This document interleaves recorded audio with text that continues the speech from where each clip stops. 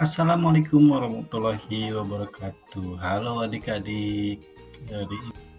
Kali ini kita akan belajar tentang tema 4, subtema 1, materi sistem peredaran darah manusia.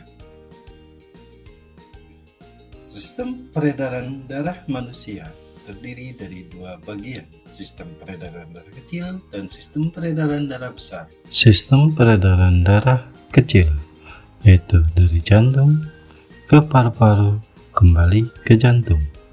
Sedangkan sistem peredaran darah besar dari jantung ke seluruh tubuh dan kembali ke jantung. Sistem peredaran darah kecil prosesnya adalah terjadi ketika darah mengalir dari bilik kanan menuju paru-paru arteri pulmonalis.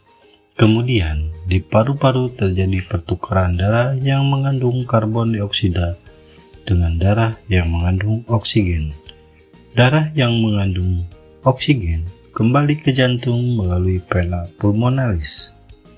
Sedangkan sistem peredaran darah besar, yaitu darah yang banyak mengandung oksigen, mengalir dari bilik kiri ke seluruh bagian tubuh melalui arteri besar atau aorta. Selanjutnya, terjadi pertukaran darah yang banyak mengandung oksigen dengan darah yang mengandung karbon dioksida di seluruh tubuh. Kemudian darah tersebut disalurkan kembali ke jantung melalui vena ke serambi kanan. Selanjutnya, organ-organ penting dalam sistem peredaran darah. Yang pertama, jantung. Kedua, paru-paru, dan selanjutnya pembuluh darah. Jantung merupakan organ tubuh manusia yang berfungsi sebagai pemompa darah ke seluruh tubuh.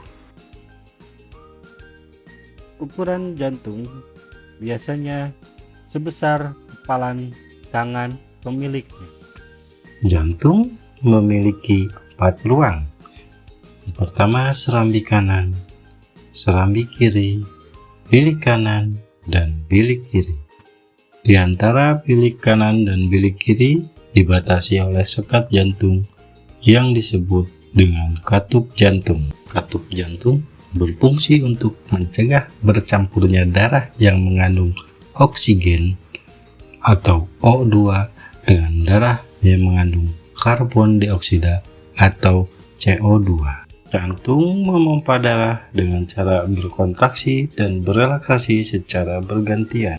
Denyut nadi atau denyut jantung terjadi akibat adanya relaksasi dan kontraksi dari jantung. Berikutnya adalah pembuluh darah. Pembuluh darah merupakan saluran tempat mengalirnya darah dari jantung ke seluruh tubuh dan dari seluruh tubuh kembali ke jantung. Pembuluh darah terdiri dari 2 jenis, yaitu pembuluh nadi dan pembuluh balik.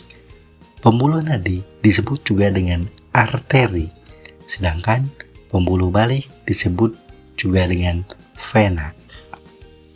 Pembuluh nadi atau arteri yaitu pembuluh yang membawa darah yang kaya akan oksigen keluar dari jantung ke seluruh tubuh.